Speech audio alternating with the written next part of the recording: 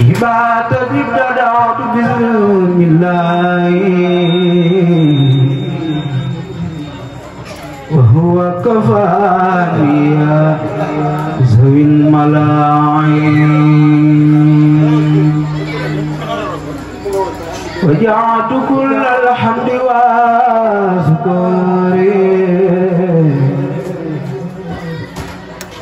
للمالك الرحمن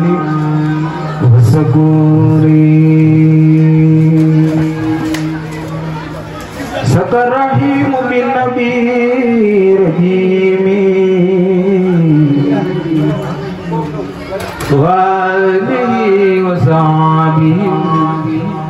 نجومي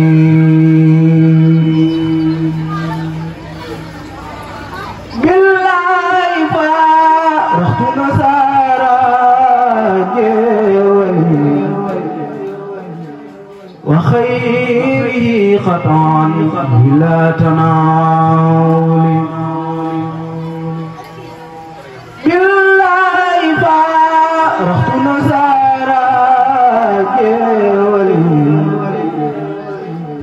وخيره خطأ بلا تناول إلى النبي وجعت خبل في البر ما خد كفاني الهداك الكدر للمنتقى وجعت في المكار سكرا به خلقك والمكار للمجتبى وجعت في سفينة خبل سنا يخلق في المدينة أخلصت خدمتي لدى كناكر للمصطفى الماي بلا مناكر هرب مني قبل في كرم بزار مبارسي ولي سوى يوم بزار ملكني المليك إن بداوي ما خد كفاني عدا تزاوي نفعني النافع في البر والبحر بما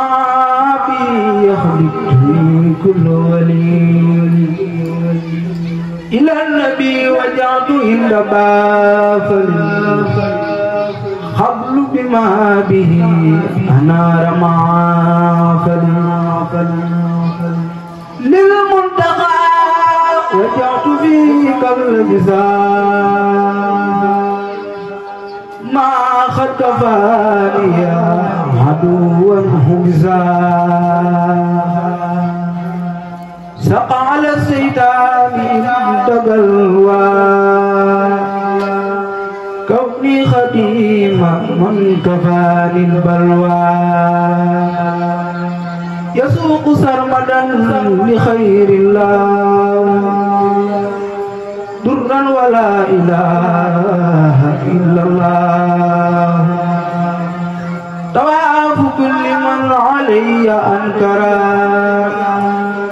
إذا الإله والنبي لم يذكرا إلا سواي كل من لم يعاوني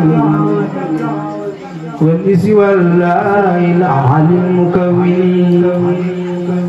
نفع لخيري كل من تكبرا باق عباني بالمسايا الكبرى إلا سواي ولخير منتقى من لا يحبني ويلقى متقى لخير ربي ولخير منتجب يساق من سعيد فيه وعاتجب رددت أعداء الإله والنبي ولا يزال مبخلي بمذنبي بهادي الخدا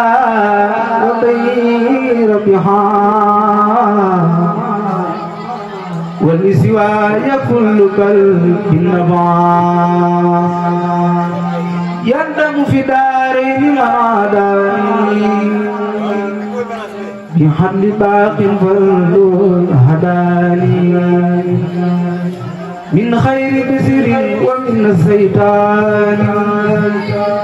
أحاسني من جاد بالأوتان فزت بزرف الحسنات